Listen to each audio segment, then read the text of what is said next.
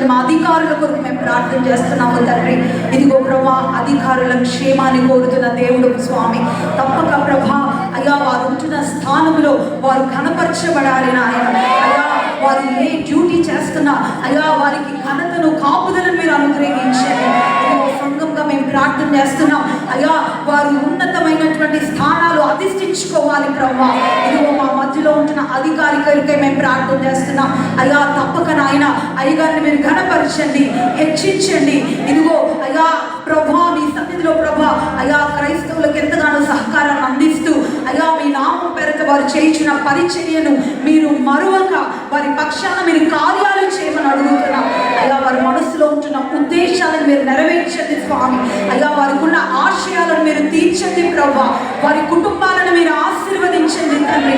మీ మందిర ఆవరణంలో అడుగు పెట్టిన అయ్యా ఈ అధికారులందరి మీద మీ కృప, మీ సన్నిధి కమ్ముకొనుగాక, వారిని ఆవరించునుగాక, వారి పరిస్థితులు మారునుగాక. సహాయం చేసి ఘనపరిచి హెచ్చించమని మా పక్షాన నిలబడిన అధికారులను ప్రభా అయ్యా, దైవజనులుగా ప్రభా వారి మీద క్షేమాన్ని